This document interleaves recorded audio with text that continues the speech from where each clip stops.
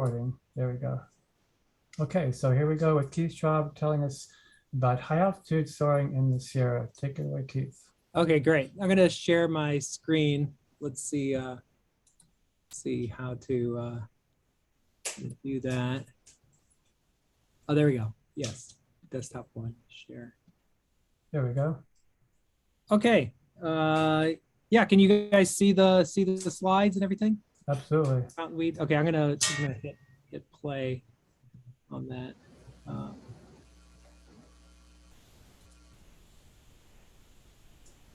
Okay, I'm gonna leave it. Let's see. Okay, I'm gonna leave it like that. I don't see a way. Christopher, thanks a lot for inviting me to talk. Yeah, I'm kind of a newbie to flying.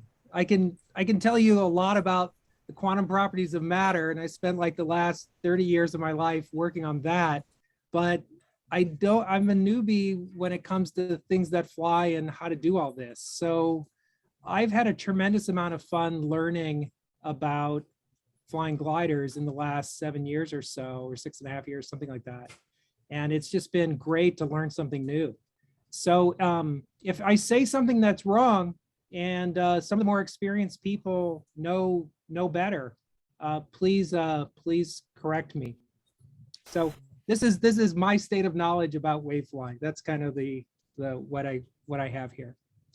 Okay, so Christopher went over this. This is my flying bio. I just started in 2014, and the point was I was pretty scared when I started, and I was scared to fly commercial and in turbulence. And now what we experienced Friday with Britton and Zach and the wave at Inyokern, it's been a big transition from being a little bit scared to not so scared.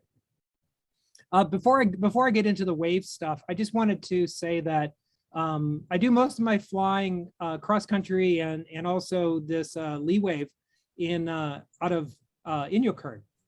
And for those who are in other clubs, please come and fly with us. It's really a great place to fly. We often have capacity for more tows than we tow on cross country days in the summer. It's usually just a few of us who are launching from Inyokern, so there's room for others. It's a great place to fly from, especially for someone like myself who is not been flying cross country, let's say like Walt, or for decades. I don't know where all the convergences are on the way home, and I can get home. I can go from Inyokern to Boundary Peak and back, and reliably get back to Inyokern. And Michael Marshall, he teased me. He's a graduate student here at Caltech. He's a glider pilot, and he teased me. He's like, "You guys at Inyokern are just cheating because it's too easy. It's too easy." And you know what? I'm okay with easy. I want to have a great time. I want a beautiful flight. I want to see the Sierras. I want to see the White Mountains, and I want to get home, and I want to be in my bed at night. So I'm okay with easy. It's fantastic. So please come fly with us. Get on the Sierra Soaring Google group, and you will see the emails that circulate when people are getting excited for a day to fly. So there's an email that usually 6 or 7 days before where people are like, "Let's go fly. Who wants a tow? Forecast is looking awesome. Let's all go." So get on that Google group and you can join us. Okay, so let's see. Let me get my pointer. Okay, so Inyokern. Here's a map, and the little red arrow is pointing to where Inyokern is. And the important point is that it's at the south end of the Sierra escarpment. And this gives great access to the Owens Valley for cross-country soaring all the way up here to Boundary Peak and back is like, for someone like me, is totally doable. It's beautiful and fun. But for wave flying, you can see that when there's a westerly wind, the Sierra, you've got this Northwest Sierra profile here. And so Inyokern is right at the beginnings of all that. And there's a powerful wave that forms there. And so if you zoom in, you can see, okay, so here's Inyokern, the airport, and here's the ridge that we're using for lee wave when the winds are coming from the west. As far as airspace, if you look at the sectional, over here is Inyokern, and we're in the R2508 complex. You know, this turns out to be an amazing resource. You would think that being in a military complex is going to add more complications and such, but what it gives is that if you start to get serious about high altitude, you can get access to Class A and above airspace. You know, they basically have from the ground, when they activate the R2508, when they're flying missions, which is, you know, pretty much every day during the weekday and some often on the weekends. When they activate this airspace, it's like, you know, from the ground to space. So you can have, you know, incredible flights. Double Lennies are possible. I don't know where else. Maybe the wave window at Boulder is still able to go that high. I'm not sure. Minden goes to 28,000 feet. So I'm not sure where else in the country you can do this kind of flying. Anyway, it's amazing. Okay, so Inyokern's a great spot. Lee wave. So this is a profile. You know, it's the y-axis is showing elevation from the ground, and the x-axis is showing the distance from the ridge on the Sierras. And this is taken from a paper, another look at the Sierra Wave project 50 years later. And it kind of gives you the basic profile of what's happening in lee wave. There's a westerly wind, there's a big flow. Usually there's a gradient from the ridge heading up. And there's, you know, from a physicist's point of view, what I see happening is a hydrodynamic instability where the entire mass of the atmosphere, the troposphere, descends over the escarpment and bounces off the ground. And when it bounces, given that it has mass, huge mass, it overshoots. And when it overshoots, then it's going to come back and recover. So you end up with an oscillation in the air, in the entire air mass, as it's flowing at high speeds from left to right. So the upward going portion is the lift that you're going to fly in, and the lift is powerful. You know, I've experienced at Mount Whitney 3,000 feet a minute going up, and you know, it's incredible. It's really incredible. The air going up, if the moisture content is right, will condense a cloud, and you'll get a lenticular marking where the lift is. So you fly in front of this lenticular. Now on the ground is, you can see there's this nice flow that goes up and down. So there's essentially circulation. So there's got to be a vortex here, and there's a huge, you know, rotor that appears, and that rotor can be at various positions above the ground. Can be in contact with the ground, scouring the ground, or it can be right above you. So last Friday when we flew wave out of Inyokern, the winds on the ground were totally calm, but 1,000 feet above the airfield, the turbulence started. And then when we towed over to the mountain, the turbulence was extreme, right? So it can be very deceptive. Anyway, the cloud is really interesting because it's you know, air is flowing through it at 100 miles an hour or you know, whatever, some huge speed, but the cloud appears stationary. So it's a completely dynamic object. It's a condensing and evaporating continuously. Anyway, you can see where my arrows are pointing. Lift on the upward going air, sink on the lowered going air, and the sink is scary. If you find yourself in the wrong place in the wave, you're going down really fast.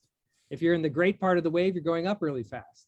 But you can lose altitude incredibly fast. And in my first couple wave flights, I had made my way from Inyokern up the Coyote Flats. And there, if you look at the terrain, there's a little dog leg to the west. And I missed where the wave was. And suddenly I was in sinking air. And I just watching my altimeter wind down lower and lower, and Bishop Airport disappearing below the ridge, and it gets your attention really fast. So, you know, I just got out of there and got back to the lift. But anyway, the point is everyone will tell you, you can be on the ground incredibly fast, and you have to be cautious of that. So a word about the rotor. This is a photo that I took before I started flying when I was just doing lots of landscape photography in the Owens Valley. Just thought it was beautiful. And I was driving home to Bishop, and I happened to see this beautiful clouds forming. And I was like, wow, that's fantastic.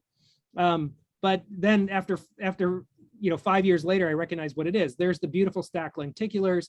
And underneath it, look, there's this beautiful corkscrew rotor, right? And the thing that I didn't appreciate until just recently looking at this photo was that look how high the rotor is. The rotor, a lot of people will say, oh, the rotor is, once you're above the ridge height, you're gonna be above the turbulence. And my experience is that that's not the case. I've been in the wave when it's a blue day, when there's no cloud, and just been surprised by the violence around Mount Whitney, even when I'm higher than Mount Whitney, above 14,500 feet. And this photo shows you that the corkscrew can be much higher. The rotor can be much higher than the ridge. So where the rotor exactly is can be have a lot of variation. I won't go into the history a whole lot, but I just wanted to say that, just very, very brief sketch, like, wave was identified in the 30s in Germany. Bob Simons at Bishop identified the Owens Valley after World War II as a great spot for investigating it. Paul McCready, a fellow professor here who's no longer with us, but he was a professor at Caltech in aerospace. He was flying out of Bishop, and I think he had the world record for less than a day. He achieved 29,500 feet, and then the next day he was beaten by a friend of his. So anyway, just to get the timeline, like people were flying to 40,000 feet in the early and mid 50s. So that's how high people got pretty much right away out of Bishop. Bickle got to 46,000 feet in 1961, and that record stood for 25 years. And then eventually Bob Harris, topped his record with 49,000 feet. And that's still the record here in the US. And it's the record for the single place altitude. Perlon has, achieved, Perlon 1 achieved 50,700 feet, and then Perlon 2 just incredible, 74,000 feet down in Argentina. I'm a person who enjoys the technology and science and all that stuff, so I admire what the Perlon guys have set out to do and made happen. But I also am kind of a Luddite, and I love the idea of how high can you go with really simple stuff. And this idea of buying a 134 and seeing how high you can go in it is and it's not the Perlon. It's a $20,000 50-year-old metal glider, and that's kind of cool in my opinion. That's So very cool. yeah, both ends of the spectrum of technology are really interesting, I think. I mean, Bickle's flight was in a 123, I think. Anyway, if you want to read more about wave flying, the histories in the Exploring the Monster, that gives the Sierra Wave Project. And then Dancing with the Wind has huge chapters on wave flying that are really useful. It's a modern text. The last thing I wanted to say before talking more about the flights that I've had is that it didn't really occur to me that Inyokern's kind of the place where a lot of this history has happened, at least a couple records that happened. So this, I went back and looked at Soaring magazine into the articles right after Bickle's flight and then after Harris's flight. And Bickle does a really nice write-up just like 2 months later after his flight. And he shows a map of where he towed out of Fox Field.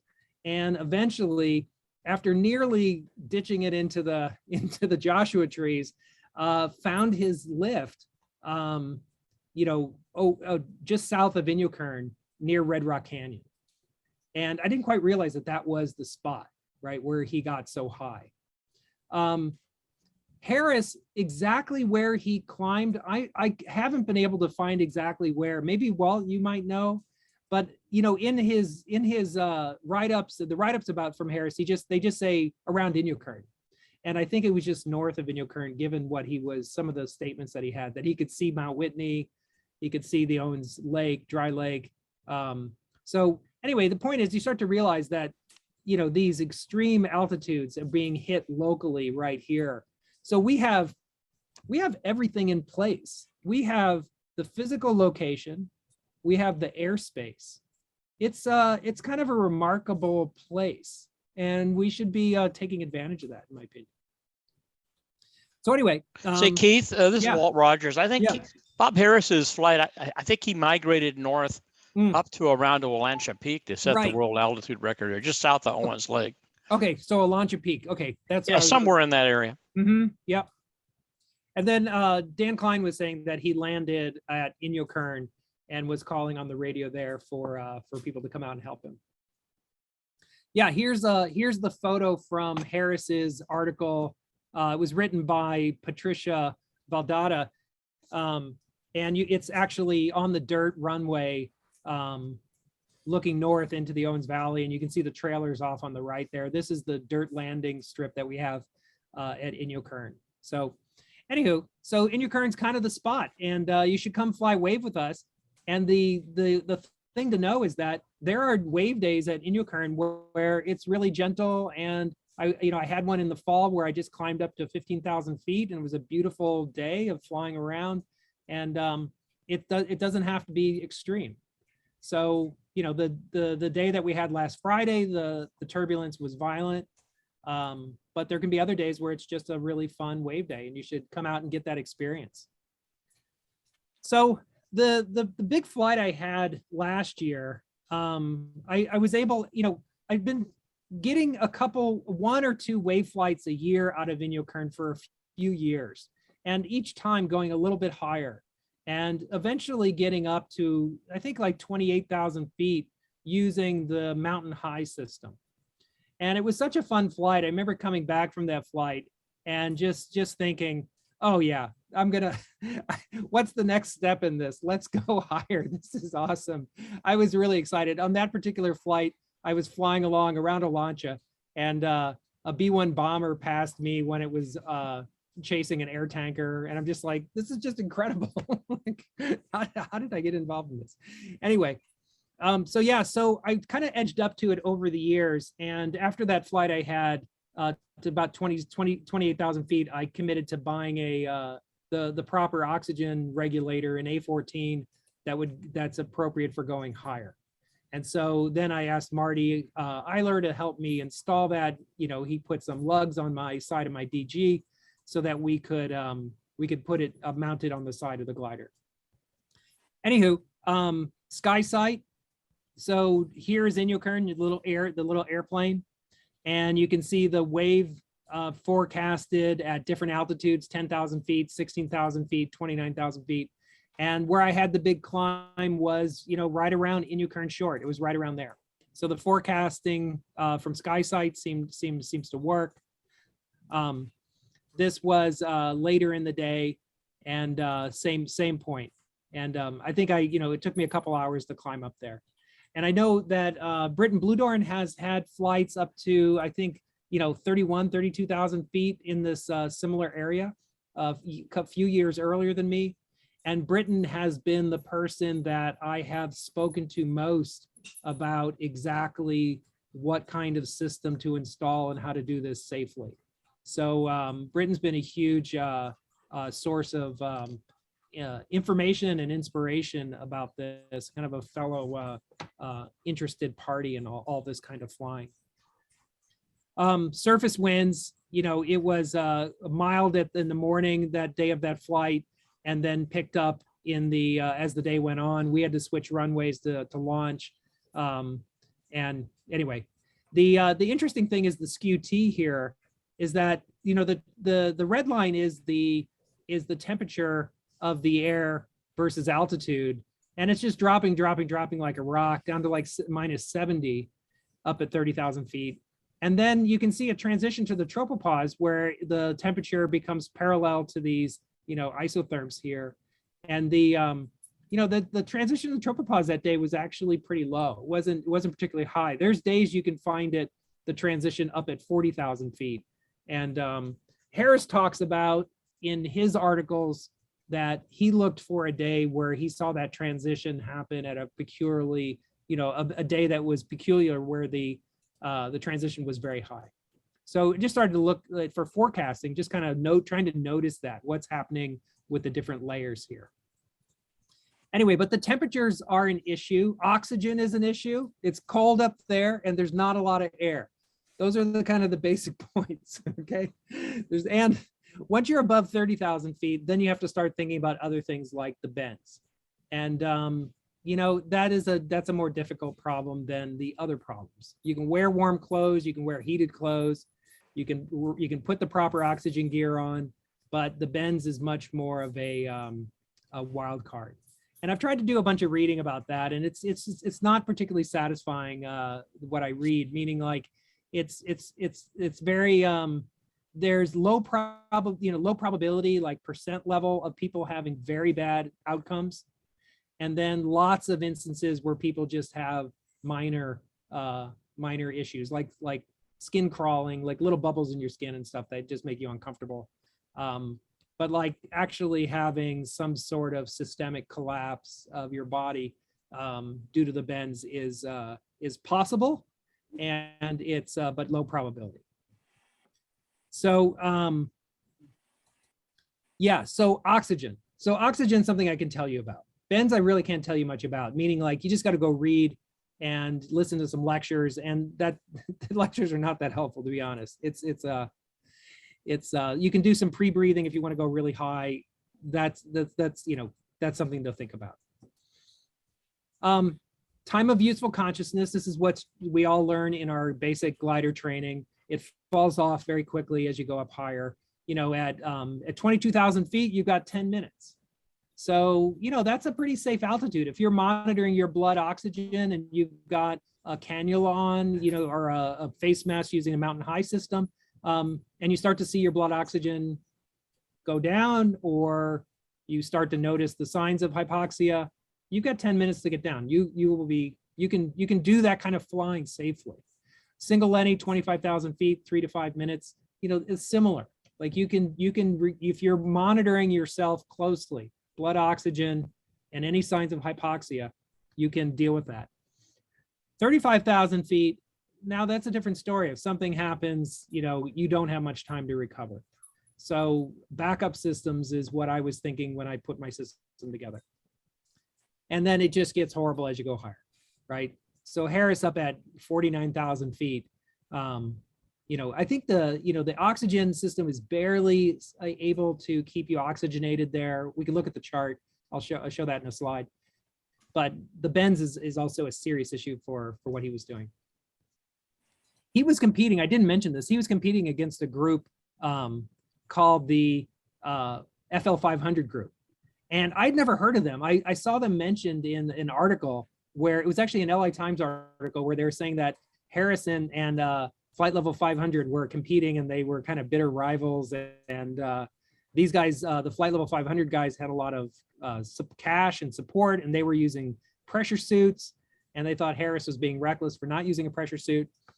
Harris did his flight on a day where the airspace was not activated, but the weather was exceptional, so he went ahead and did it, and he got in a lot of trouble for it. And not only got in trouble with the FAA, but if you read the Soaring articles in Soaring magazine, the letters to the editor, people really got upset with him for violating the rules. And there's even speculation that the guys from Flight Level 500 ratted on him to the FAA. That's what he thinks. That's in one of the articles. So it's been so much time that's passed that we can just kind of laugh about it. But yeah, they were sounds like they were at each other a little bit. Okay, let me get back on the track here. Can I ask you a question about the airspace thing? Because you had mentioned that the restricted area allowed you into the Class A airspace. So what's the deal with that? That's kind of a contradiction for most of us. Yeah, so one can get a letter of agreement with Edwards to be able to fly into Class A, and then you have to take a little bit of training each year to get reminded on the rules of this airspace. And there's a few of us who have these letter of agreements that are active that we use to fly. And so what looks like a very restrictive place turns out to be, with the proper letter, a place of amazing freedom and ability. And that's kind of incredible. And those are issued on an individual basis or what? Yeah, exactly. exactly. So we contacted the guys who run the airspace there, and they issue the letters. So you can contact me afterward. We can talk about that process if you're interested in it. And it was only because of the restricted area there that made it really possible, right? Exactly.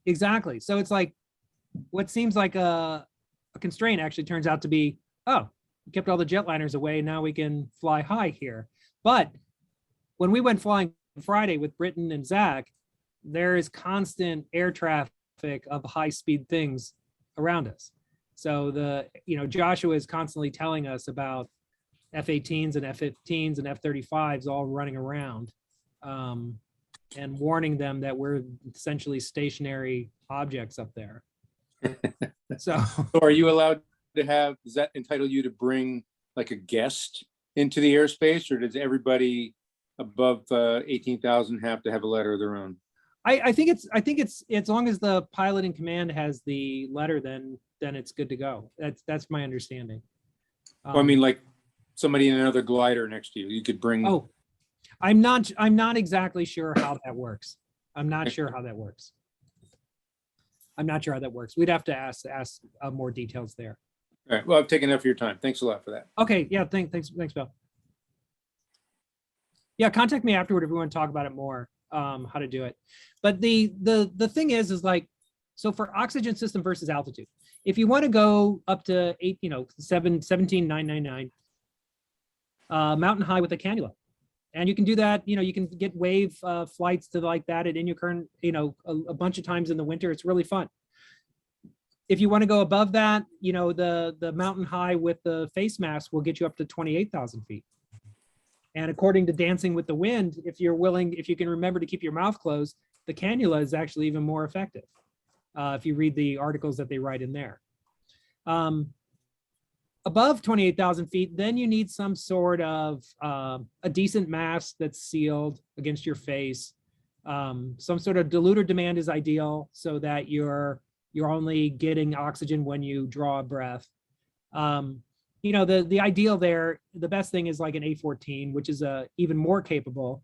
It can not only do diluter demand, give you oxygen when you want it, it also can do pressure breathing, which it overpressurizes the mask as you go higher. And that helps in two ways. It defeats any leaks in the mask. So you keep a pure oxygen environment around your face. And for two, as you go above 40,000 feet, it opens up the little alveolus in I think that's how you say it, in your lungs.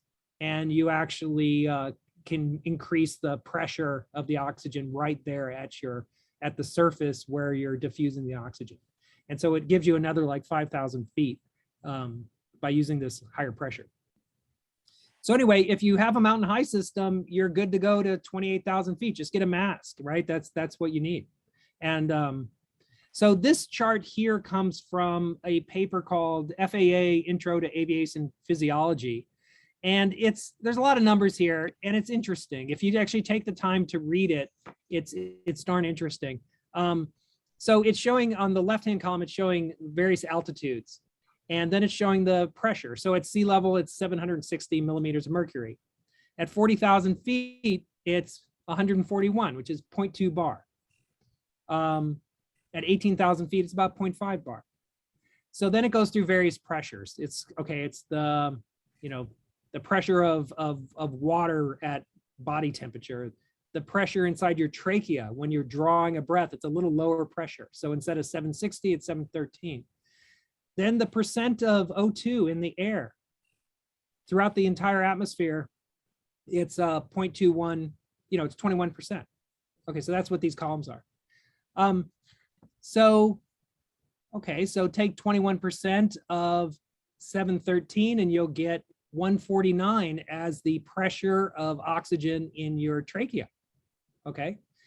And then with that, what do you get in your blood? You get 131 equivalent millimeters of mercury.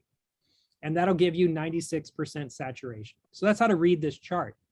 And the interesting thing is, like, let's say at 20,000 feet, okay, everything here is good. There's the pressure, there's the percentage, yeah, all that's good. Trachea pressure, okay, that's pretty low from 149 down to 63.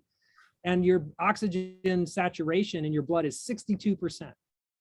And if you go read some of the medical physiology about hypoxia, 60% is where you start having systemic collapse of your body, like convulsions.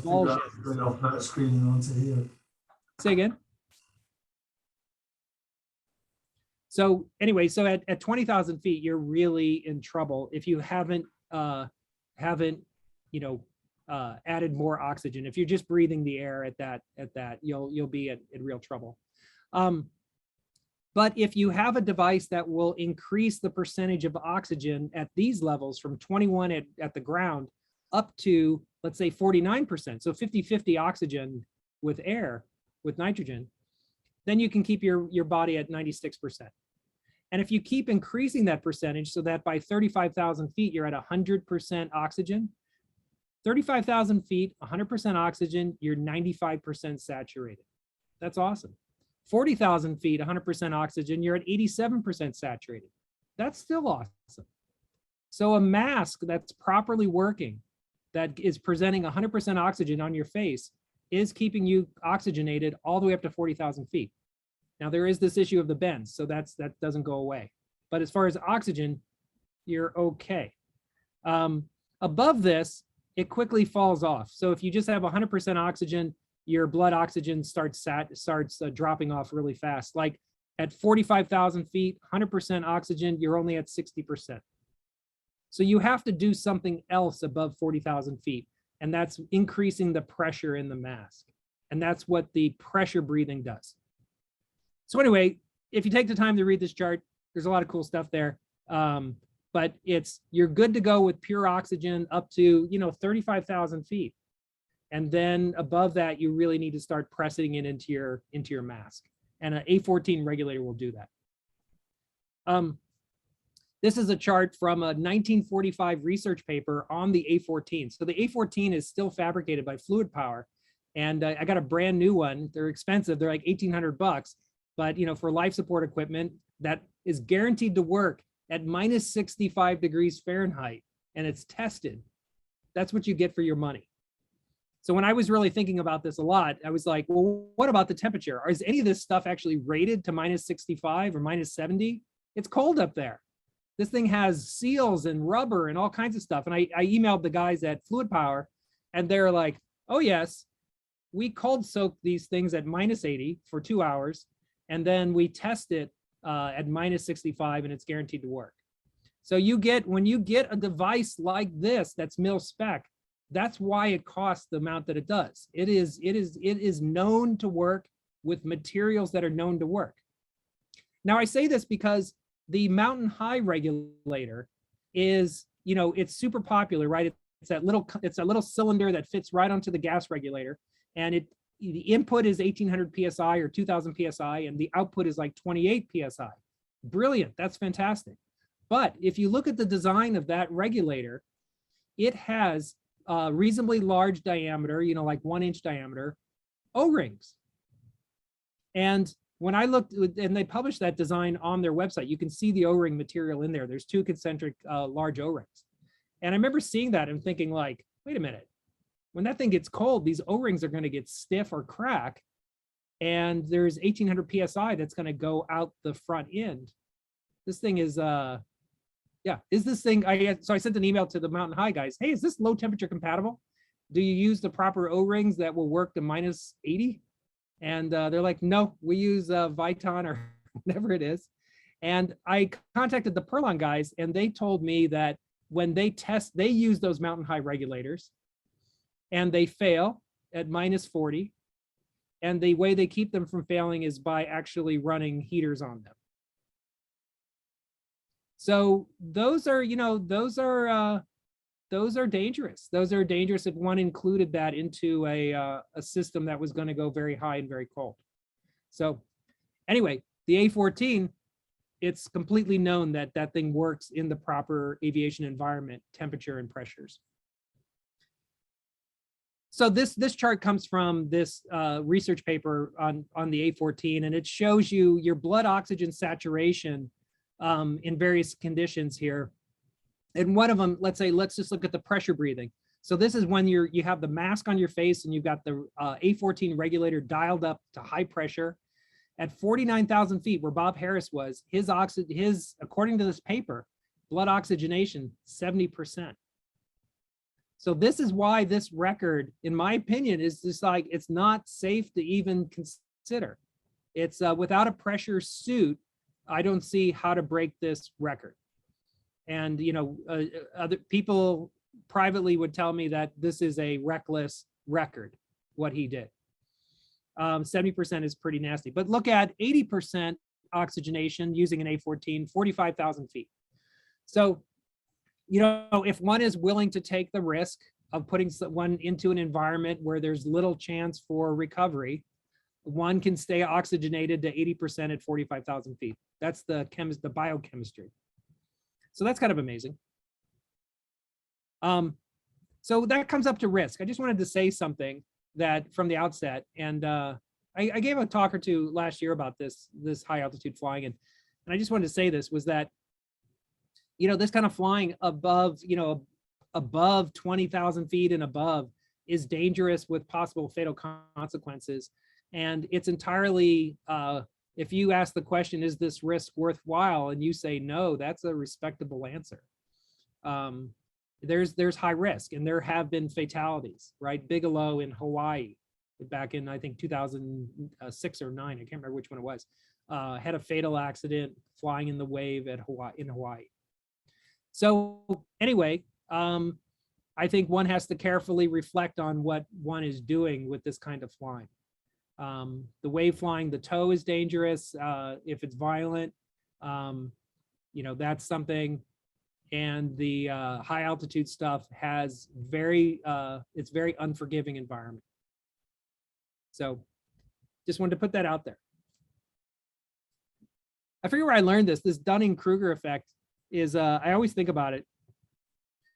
It's how confident you are versus how much actual knowledge and experience you have. And, I see this at Caltech with the young students, often, right? You start somebody learning something and they start picking it up and they think they know everything. And, then eventually they start making mistakes and they have a big plummet in their confidence. And this big peak is called Mount Stupid. And you want to make sure you always should ask yourself, am I on top of Mount Stupid, right? Do I know just enough to get myself in trouble, but not enough to actually do this? And then with real time comes experience.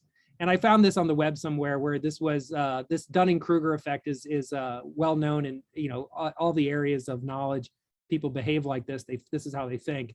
But this one's really funny for aviation, where I like the minima down here, where it's almost bends metal, is down at the low end. And then once you actually start learning and becoming more wise, actually says no to something. Actually says no. So Dan Klein, when he towed us on Friday, he towed Zach up and let Zach go, and then came down and then parked the tow plane, got out of the tow plane, and then started to talk to Britton and I, and Andrew Demko. He was considering flying as well. And he says Britton let go because, he had to. He was the discoordination between the tow plane and the glider was that severe. He's like, this is not nothing. This is serious. And Britton said, I think Britton's online here. Britton said, this is a big boy day. So I made sure to. That was yeah. He towed Zach first, and then I guess you let me go second. Yeah. And actually, hearing Dan talk, he was like, yep, this is big boy day. Yeah, and he's got the experience. He's got the experience to know how to actually calibrate these days. So I listened to what Dan says. So luckily I was wearing a diaper, so I was in good shape. No, I'm joking. Yeah, it was serious. Okay, so anyway, it's something to reflect on when considering this. But one doesn't have to go to 35,000 feet. One can have an amazing experience. On Friday, I flew to 20,000 feet, and it's just glorious. And the background picture that I'm using here is from mid-December, where I flew up to 27,000 feet. And it was just a glorious day, just floating around in the wave, just amazing. So the oxygen system, I wanted to give a little technical details. I don't, this is not quite right. I actually have a large 44 cubic foot bottle, and it feeds the A14. And, you know, like details, all the details matter. Like the gauge that I use here so that I can see how much pressure is in the bottle is a gauge that I actually cooled to minus 100 in the lab here. And I made sure that, does this gauge lose track of where its zero is when it gets cold? Like when you're flying up high and you say you've got a lot of oxygen, but it starts, it depletes, and you want to know, how much do I have left? When do I stop and descend? If the zero of the gauge has shifted because it's just a mechanical spring, that's a problem. Or if the gauge factor, if how much deflection of the spring versus PSI pressure on this on it, if that changes, that's a problem. So anyway, I tested this thing and it works. I know I can look at this gauge and know that when it says 500 PSI, I've got 500 PSI. So that feeds the A14 regulator. There's a blinker which indicates that you're actually getting flow, and then that goes into a port that's mounted onto my parachute, CRU 60P. And that goes to the mask. That's the normal route of oxygen. So high pressure feeding the A14, and then each breath, a low pressure puff comes into the mask.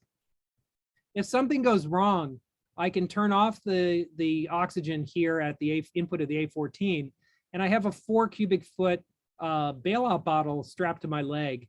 And it's I have a pressure gauge on that, and I have a valve and a flow meter, and I can feed that right into the mask. So I can have a fixed flow system feeding right into the mask just by flipping a valve. So that is my safety if something goes wrong. The second layer of safety is that I'm flying a glider that can descend very quickly. So the 134 has terminal velocity dive brakes, and up to what altitude and what pressure does it really remain terminal velocity? I haven't tested that. But I have tried a rapid descent. In December, I got up to about 27,000, and then when I decided I was done, I opened the air brakes full and was able to descend to 10,000 feet in something like 10 minutes. It's very quick. It's really quick. There's a lot of safety in that, right? That you can get down quickly. Anyway, yeah, so I just mentioned down here, like when you're considering putting together a system like this, just think about all the O-rings and what elastic material is being used. And there's a wide variation in temperatures that for different materials. Like, fluorosilicone and silicone materials can work to minus 80. They're really great. And things like Viton are just not that great. So anyway, I'll just show you, these are the kind of the parts that I have. This was from my system I had in my DG. And there's the A14, there's the MBU-20, a bailout bottle, and then some nice stainless steel. It's Teflon high pressure hose with stainless steel around it, reinforcement. And then the rubber tubing is actually certified for these temperatures as well. I forget which material exactly it is. But all the materials have been thought about, like, does it actually work at these low temperatures? There's the A14. It's a brand new one. It's not a reconditioned one. There's a blinker. In the DG, I don't have any pictures of the installment in the 134, but the DG I had it mount, Marty mounted it on the side, and there's a pressure gauge here that I could see what was going on. Here's the CRU 60. This accepts the gas from the A14 and sends it to the mask, and then also has a port for the bailout bottle. And the beautiful thing about this device is that if you disconnect from the A14, let's say you were leaving the ship for some reason, you're bored of flying and you're gonna leave, this hose will disconnect, and there is a stopper here, a check valve, so that the bailout bottle will actually get routed to the mask and not just dumped out the bottom of the port here. So all these mil spec parts you can get, from eBay, and you can get it from Flight Helmet and all these places here. Mask, MBU-20, bailout bottle from Aerox, I moved from a 2 cubic foot bottle to a 4 cubic foot bottle. They finally put a regulator on the top that just has a toggle on the 4 cubic foot bottle this summer. So I got one of those. Plexiglass, Lexan frost shield. And I have that installed on the 134 as well. So, and I'm trying to wrap up here. Another thing to consider is that your true airspeed and versus your indicated airspeed are become very different, right? As the density of the air changes as you go higher. And so, for instance, at 35,000 feet, your true airspeed is 148 knots. When indicated, it's like 85. And so one has to keep this in mind to stay away from any, stay away from V&E, that it's going to be a much lower indicated speed. So I have that chart sewn onto my clothes, just so I have it right in front of me. When I flew the DG, I had a real problem that the stick became very stiff at around 30,000 feet. And, when I looked out the window, I could see that the spoiler covers were warping. And I thought, so I was like, okay, this thing is thermally contracting and the metal mechanical circuit is thermally contracting against the composite chip. Other people said when I got down to the ground that it's also very common that the grease, the lithium grease, can become frozen. And so I started to look into that with Marty, and we both concluded there was really nothing to do with the DG to improve it. There was no way to cut it. We'd have to cut into it to re-grease it. And it's just kind of a ridiculous proposition, incredibly expensive. So we pretty much I've abandoned the DG for high altitude, low temperature flying. And, it's going to be useful for cross-country wave flying and cross-country thermal flying. Another thing that I noticed that on that flight that I've improved since then was I've set up my flight computer so that I can actually see where I am over the ground. And when you're up really high, I know this is kind of silly, but when you're up, get really high, you look out the window and you look out at an angle of like 30 degrees or 40 degrees, that when you're up, like, I don't know, what is it, 7 miles or something? That angle makes, it becomes very hard to tell exactly where you are and exactly where on the ground you are. So a flight computer with a GPS showing you exactly the spot that you're in is really helpful. It's also really helpful to tell if you're drifting backwards or forwards. And you can put your ground speed indicated there, as opposed, usually you just have airspeed.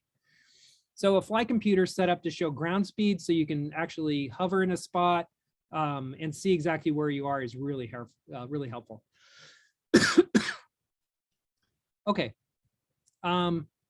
So last spring, Stuart Ayotte and I bought a 134. I went on a nationwide search. I sent emails to everybody who owned ones. I sent you guys got one at Antelope Valley. I sent a letter to you guys saying, hey, do you want to sell your 134? Ended up finding one at Warner Springs from Charlie Richardson. And it was a ship that was renovated by Nick Thomas up at Minden. Anyway, the 134 is kind of perfect. It's all metal. It has no gel coat issues. It's easy to lubricate. It's all lubricated with Molykote 33, which is good to minus 100 degrees Fahrenheit. It's got terminal velocity die brakes, so you can really descend quickly. It's got a lot more room than my DG. And it can carry a lot of weight, 270 pounds total. It's robust, and it was cheap. DG's, a 134 goes anywhere from, 15 to 20K, depending on the condition. Yeah, it's awesome. It's 50 years old and still flies great. So here it is at Inyokern, and I've improved it. I lubricated it. It didn't have a total energy probe, so I put that in. It didn't have a push to talk switch, so we had to make one for that and machine it and install it. A really big oxygen bottle, A14, and we still need to put in a decent battery into it. Just kind of wrapping up here. So I tried to fly wave with Zach and Stuart in November, and I just wanted to say this. The forecast was showing 10 knots on the ground, reasonable winds, totally reasonable. But when we got to the airfield, I spent the night at Ridgecrest, and it was beautiful there when I woke up, and it's great. And then as I drove to Inyokern, there was this monster rotor cloud over the field, and it was 33-mile-an-hour winds, 33 knots or whatever, gusting to 55. All day except for 1 hour. And 1 hour, the winds just dropped down to 10 knots. And it's like trying to lure us up there, but the rest of the day was just horrible. So anyway, we never untied the glider. Zach turned around and went home, and that was that. So, you got to be willing just to come and just not fly. Fast forward a month later, beautiful wave day in, flying there, 27,000 feet. This is a photo up there, having some frost on the canopy. This is looking out the front. Just glorious day, just really fun. Calm on the ground, just landed. It was just beautiful. So I have a bunch of notes up online on my website, kschwabresearch.com. It's where it's like kind of like my Caltech research site, but I have a tab there for wave notes. And I've tried to put everything that I've learned there, including part numbers and, everything. So if somebody wants to replicate materials and parts and everything, it's all there. So last thing, just wanted to say, so this is Britton and I, when I finished that flight, and to be able to do a flight like this it's a lot of people all part of a community. So I know it's kind of a cliche to say, but it's like, it really is a sign of a healthy community that some flight like this can even happen, right? There has to be the tows, there has to be the help on the ground, everything. The knowledge from Britton that he's willing to share with me. I mean, like I said, I didn't know anything about any of this, 5 years ago, 6 years ago, nothing, zero. And just by talking to people and reading, this is possible. Anyway, so come fly wave with us at Inyokern. It doesn't have to be a flight to 35,000 feet with an A14. It can just be a really fun day, up to 15. Who cares? It's always fun no matter what. So Christopher, that's what I got. Oh, you're muted. You're muted. Thank you. Yeah, thanks, Keith. That was really very, very insightful and a lot of interesting details. And I really appreciate just showing all the research you did. And you know what you're doing there, and you really crossed your T's, dotted your I's. And I appreciate the fact that you keep emphasizing the fact that you can say no, and it's that's something we all should do every day we go up to fly and decide, am I feeling good? Do I have anything concerns? And if any of those checks are, or say kind of feel maybe not, then you just say no and go home, and it's another day. Yeah. But, you've got some amazing flights, and it's just really fun to see what you're doing out there. And Inyokern is certainly a beautiful place to fly as well. So definitely appreciate your inviting folks up there. That'll be fun. And I'm hoping, even though I won't be able to get up in the air with you, I hope just get up there and see how you put everything together, and just help you out and have a fun time up there. So awesome. There were a couple of questions. Let me scroll back and see if I can find one of those questions was early on. So this came from Dan Colton, who says, so how badly will a couple of Sierra wave flights damage my 1985 ASW-20 gel coat? Okay, so yeah, so when I've done flights, a bunch of wave flights up to something like 27,000 feet, cross country, heading from Inyokern up to Coyote Flats, those kind of flights, I never found any gel coat issues. And I think it had to do with it never got super, super cold. And my, the thermalization was warming up and cooling down was slow enough that I didn't have any thermal contraction issues of the gel coat. Okay, but however, and I'm going to regret saying this, because if I ever sell the DG 303, So before I did the flight in a year ago, I did a thorough inspection of the plane just to see, okay, what's the condition of the gel coat? Because it's a 1996 plane, you know, and it's got cracks at the gel coat around the spoiler boxes, which are just normal, you know, the normal thing.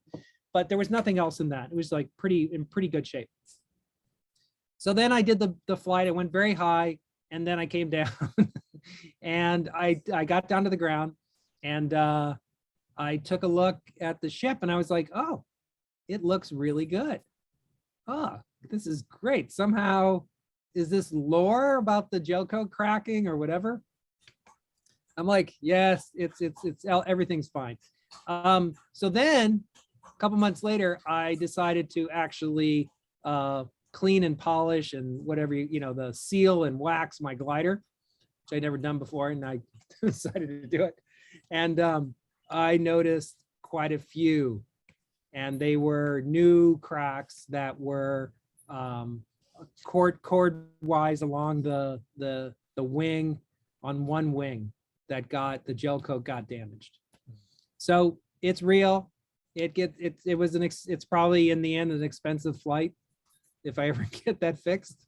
But I think if you go up very high where it's really cold, it's going to be an issue. And that's, you know, I think the lore is right. But I mean, Britain has a lot of experience flying in the wave around, you know, cross country. What do you say to that, Britain, with your ASW 27? So my ship's painted in the polyurethane stuff. It was refinished by the previous owner. And I'm sure I've picked up a few cracks here or there, but it seems like the gel coat, and it's really about the thermal shock management. I mean, people say, yeah, you're going to go up, and then you know, if you come down, right, try to come down slowly. But if you're in trouble and you need to come down, you're going to come down now, and you're just going to say, okay, I need to come down for oxygen or whatnot. So ship is now secondary, right? Your life's more important than anything.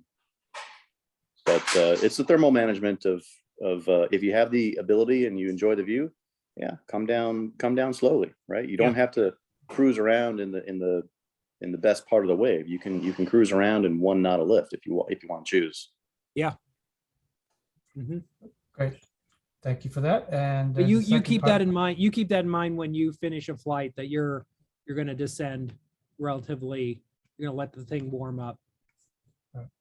Again, there was a second half to the question from Dan. Is the Mountain High O2 system compatible with a mask? High flights are not okay with only a cannula or a special equipment required for a mask. Maybe that was answered through the talk, but. Yeah, so Mountain High sells a mask that's called an Alps mask that has, you know, you can keep the oxygen around your face, and also has a microphone. If you read in Dance with the Wind, let's see, no, it does not show it. There we go, Dance with the Wind. There you go. Somehow the algorithm is not. They've done a bunch of experiments that show that the cannulas can actually be more effective up to 28,000 feet than the mask. FAA requires in the US that you switch to a mask at 18,000 feet. I think that's the rule. So, you know, if you're going to comply with US rules, that's the rule. But as far as the physiology and which technology works, I think if you can remember to keep your mouth closed and not breathe through your mouth, then the cannula can actually work to pretty high. Cool. All right. Just as a bit of note, if you look through the chat, I copy and pasted some articles that Walt provided to us about wave soaring, and I'll maybe pass those around because I'll start a little kind of a cheat sheet on different information about wave soaring, and we'll pass that around to the different soaring groups. Here's a comment from Walt. Keith, those pressure gauges like you have on bailout bottle or quote unquote cheap. Most of us have them on our summer flying O2 bottles. Yes. Once the gauge failed or stuck, showing 1,200 pounds, and he ran out of O2 at the beginning of a contest day, flying around 15 to 18,000 MSO. Yes. Yes, the pressure gauge on the bail-up bottle is something I'd like to improve. That, I hope never to use the bail-up bottle, but I actually wanted to be able to just see what pressure I have. I actually fill it before flight each time, so I know what I got. But it's the one that's on the A14 is a gauge that's bigger I can see it with higher precision, and it's something that I know that works. It's like I can see it move even when it's at minus 100 F. It works. But that's handy. Thanks, Will. Yeah. There's a couple other comments. One saying O2 saturation varies for each individual. That kind of makes sense. Or not everybody's the same. Yeah. Keith, this is Britton again. You might want to chat to people about the altitude chamber. Oh yeah. Yeah, thanks, Britton. So Britton had recommended this. There's an altitude chamber at Arizona State. Is that right? It's in Phoenix. I went once, and it's a real chamber. You go inside and they pump out the air, and then they give you various oxygen masks, and you can take off the mask at 25,000 feet and see yourself go hypoxic with all the classic kind of indicators like color vision fading, an inability to do simple arithmetic, all that kind of stuff. And it's a pretty fun experience. So I think myself and Jim Neff went a couple years ago, and it was really fun. I would go again if somebody wants to go. It's a fun day, actually, and it's not that far away. Keith, I have a question about that Arizona State place, and also Edwards or other places that offer it. Is a medical certificate required for the Arizona State place? Because for the other places I've heard, they require a third class or second class medical to go in their chambers. I don't remember. I've forgotten whether I needed one. Britton, do you remember? Yes, I had to have one. I've done it twice, both at ASU facility. It was the old Williams Air Force Base, and when they went defunct, then ASU took over the campus. They do require a third class medical, which is, I forget how much they cost now. I got to go get my own here in a couple months, but it's maybe $100 to get your medical. And then the course was, I forget, at least 300, but it's an all day kind of thing, and really well worth it to find your symptoms of hypoxia, at least under a controlled environment. Yes. There's one more question here, and then probably gonna wrap this up very soon. Walter's asking, with your Joshua FAA waiver, did they require you to be IFR rated? No. Oh, that's good. again, you think it's going to be restricted, and then yet it's not. I know. Yeah, that's great. Did they require ADSB or just transponder mode S? Mode S. In the DG, I have ADSB, but the 134 we just have mode S, and that's fine. They keep you on radar, and you report your altitude. Nice. Well, great. I think that pretty much covers, I think, the questions. If I missed anything, any questions, please unmute yourself and chime in. I'll give you a couple seconds here to chime in if I missed any questions there. Hey Keith, Christal here. It's good to see you again. Met you out at Inyokern a while ago. Yeah. My question is how many good wave days are there per year or per season? Well, like Britton and I have discussed many times over chatting and stuff, there's a lot of stars that have to align up. Somebody has to be willing to tow, and the weather has to work and hold together, and it can't be too strong or too weak. It's got to be just kind of just right. So in the end, over the last few years, it seems like it's once a year where everything lines up, and it's really sad that it's so few. This past year, I've been able to get 2 medium strong wave days already in December and January, one in December, one in January. And then one really weak one where I did a kind of a checkout on my 134 with its oxygen system on a weak wave day. I'm hoping we'll have some more. Dan Klein being in town has been really helpful. So let's hope that we can get some more in the next months before. But I have to say, I'm ready for summer thermal season as well. So, but before then, hopefully a couple more wave flights. That's great. Thank you. Yeah, it's really good. Yeah. Well, Keith, that was again a really great presentation. Loved all the details, and this has been recorded, so I'll put this up on YouTube, and I'll have the tagline of high altitude soaring Sierra. So I think if you just go to YouTube and add in those keywords, you should be able to find it.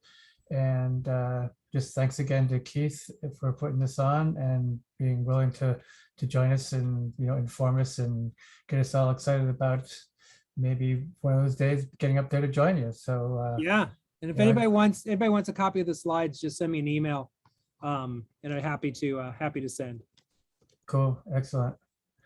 Well, thanks everybody again for joining. And it was really great to have so many folks coming into our first Porch chat, and appreciate some of those folks that were coming in from Colorado and pretty late over there, but great to have just a big group joining in the chat.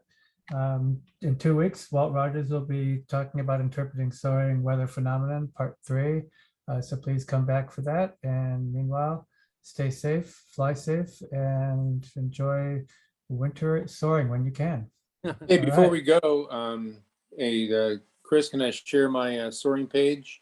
Oh, sure, please do. Of course. Yeah, you can type it into the chat or just show it on your screen. Yeah, I can share. So